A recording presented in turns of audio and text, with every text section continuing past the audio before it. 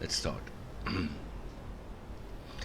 Far out in the ocean, where the water is as blue as pretty as cornflowers and as clear as crystal, it's it is very, very deep.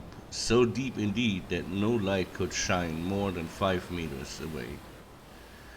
Two Mount Everests piled on upon each other would not reach from the ground beneath to the surface of the water above.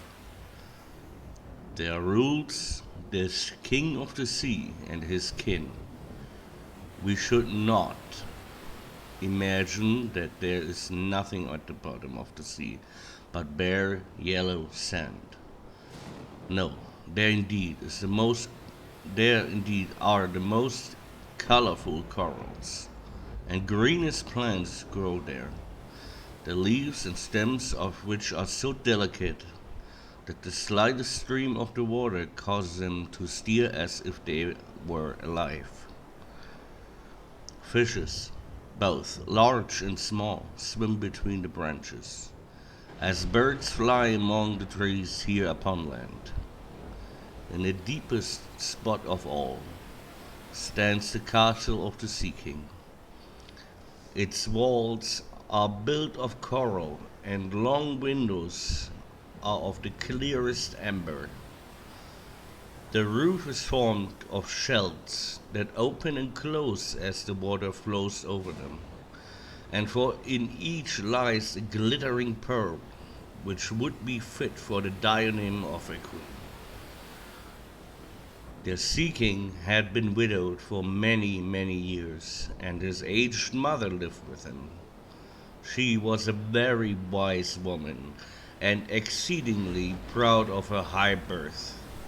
Because of that, she wore 12 oysters on her tail, while others, also of high rank, were only allowed to wear 6. She, however, is praised, especially because of her care for the little sea princesses, her granddaughters. There were 6 beautiful children, but the youngest was the prettiest of them all. Her skin was clear and delicate as the light rose colored marble, and her eyes as blue as the deepest sea. But like all the others, instead of legs, she has a fish tail.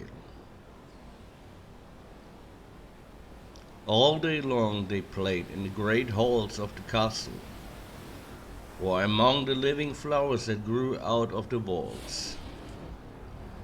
Their large amber windows were open, and the fish swam in, just as the swallows fly into our houses when we open the windows, excepting that the fishes swam up to the princesses, ate out of their hand, and allowed themselves to be stroked. Outside the castle there was a beautiful garden, in which grew bright red and dark blue flowers, and blossoms like flames of fire.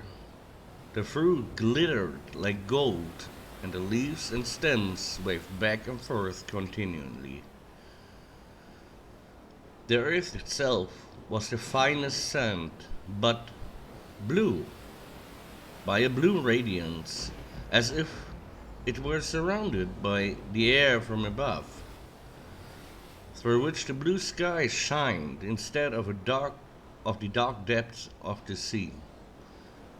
In calm weather the sun could be seen, looking like a purple flower, with the light streaming from the center. Each of the young princesses had a little plot of ground in the garden, where she might dig and plant as she pleased. One arranged her flower bed into the form of a whale.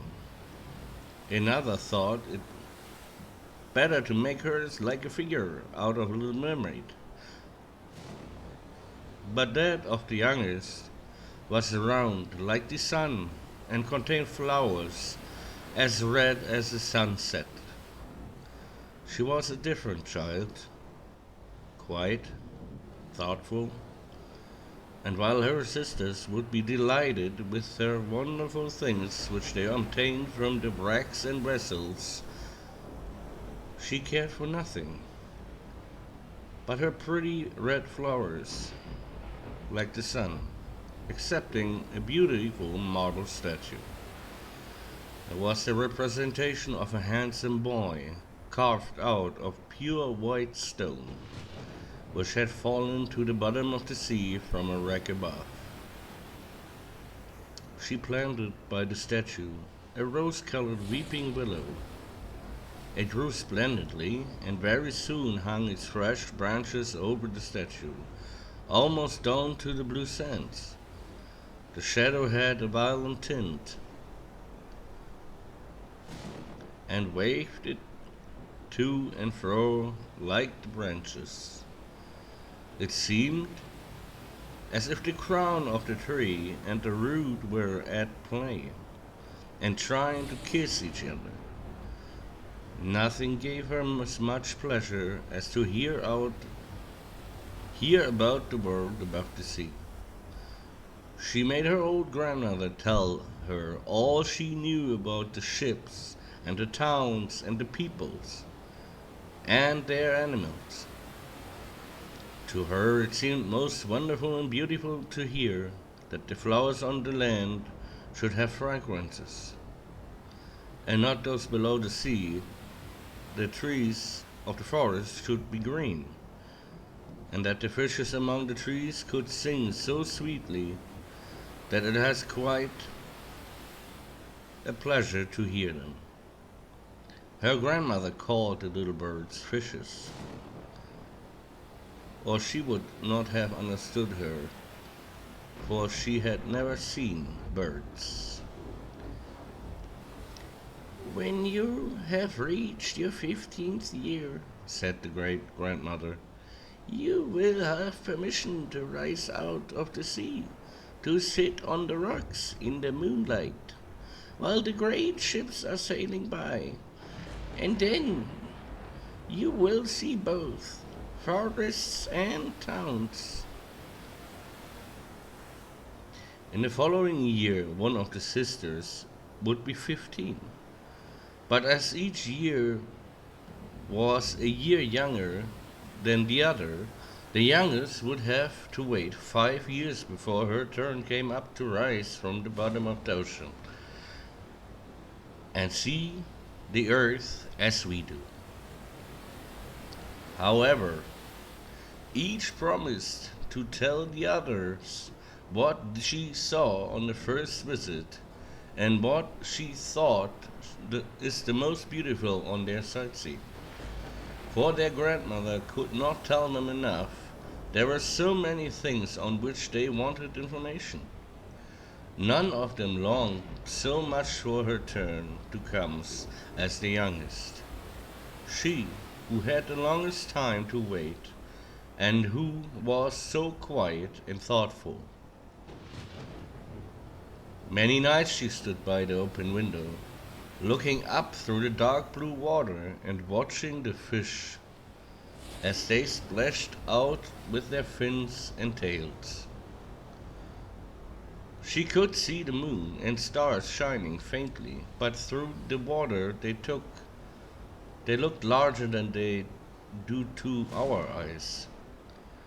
When something like a black cloud passed between her and them, she knew that it was either a whale swimming over her head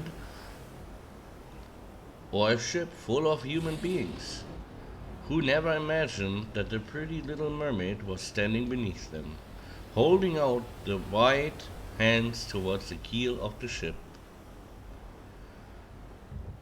As soon as the eldest was 15, she was allowed to rise to the surface of the ocean. When she came back, she had hundreds of things to talk about.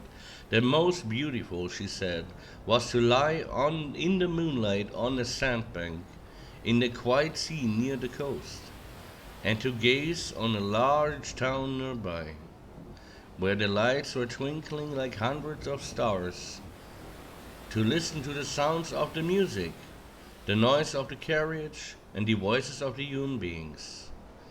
and then to hear the merry bells peal out from the church steeples. And because she could not go near to all those wonderful things, she longed for them more than ever.